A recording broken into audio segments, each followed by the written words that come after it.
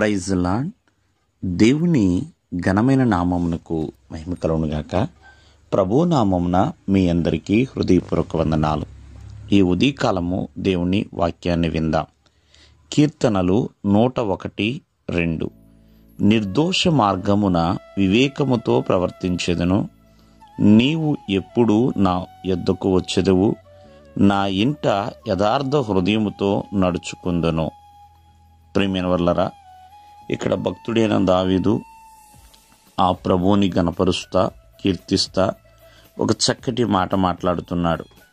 నిర్దోషమైన మార్గముల అంటే ఎటువంటి లోపము లేని విధానమున ప్రియమైన వర్లరా, చక్కటి వివేకముతో అంటే జ్ఞానముతో నేను నడుచుకుంటాను అని భక్తుడు సెలవిస్తున్నాడు. ఎలాగంటే దేవుడు ఎప్పుడు ఎవరి దగ్గరికి వస్తాడో తెలియదు కాబట్టి నేను ఒక లోపము లేని మార్గమును ఎన్నుకొని ఆ లోపము లేని మార్గములో జ్ఞానముతో ప్రవర్తించెదను అంటున్నాడు ప్రియమైన వర్లరా. అంతేకాకుండా తన ఇంటిలో ఉన్న ఆ ఇంట కూడా యథార్థమైన హృదయముతో నేను నడుచుకుంటాను. ఈ దినమందు దేవుని యొక్క వాక్యం సెలవిస్తుంది, జ్ఞానమైన ప్రవర్తన, జ్ఞానముతో వివేకంతో మనం నడుచుకోవాలని. ఎందుకనంటే ఎప్పుడైతే జ్ఞానము లేకుండా మనము జీవిస్తామో అప్పుడు ఎన్నో దుష్కార్యాలు, ఎన్నో అసహ్యమైన కార్యాలు దేవుని ఎదుట చేయవలసిన పరిస్థితి వస్తుందని. అందుకనే భక్తుడు మరి దేవుని యొక్క వాక్యం మనకు సెలవిస్తుంది, ఎవరికైతే జ్ఞానం కొదువుగా ఉంటుందో వారు ప్రభువుని అడగాలి అన్నట్లుగా. కావున జ్ఞానం లేదనుకోండి, దేవునికి వ్యతిరేకంగా మారిపోతాం, విరోధంగా మారిపోతాం. అదే జ్ఞానము కలిగి ఉంటే ప్రియమైన వల్లరా, ఆ జ్ఞానము మనల్ని ఎంతగానో బలపరుస్తుంది.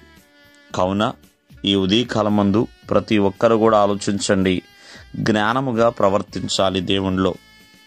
మరి మనం ఏమి చేస్తున్నా సరే ప్రతి విషయంలో కూడా జ్ఞానము కలిగి ఉండాలి. చూడండి, అందుకనే కదా సొలొమోను ప్రార్థన చేస్తాడు జ్ఞానము కోసము, అయ్యా నాకు జ్ఞానమును ప్రసాదించండి తండ్రి అని. చూడండి, తూర్పు దేశపు జ్ఞానులు వారికి ఉన్న జ్ఞానాన్ని బట్టి దేవునికి చక్కటి కానుకలు తీసుకొచ్చారు. అంతేకాకుండా వారి యొక్క జ్ఞానము ప్రియమైన వల్లరా దేవుని యొద్దకు నడిపించేలా చేసింది. ఆనాడు బబులోను సంస్థానములో మరి బాలురుగా ఉన్న దానియేలు, షద్రక్, మెషక్, అబేద్నెగో మరి యవనస్తులే, మరి బాలురుగానే ఉన్నారు ప్రియమైన వల్లరా. మరి ఆ వయసులో ఏమి తినాలి ఏమి తినకూడదనేది జ్ఞానముగానే వాళ్ళు ప్రవర్తించారు. కావున మరి ఎప్పుడైతే నీవు చక్కటి లోపము లేని మార్గములో నువ్వు నడుస్తున్నావో జ్ఞానముగా ప్రవర్తించగలవు. దేవుడు మిమ్మల్ని ఆశీర్వదించునుగాక. ఆమేన్.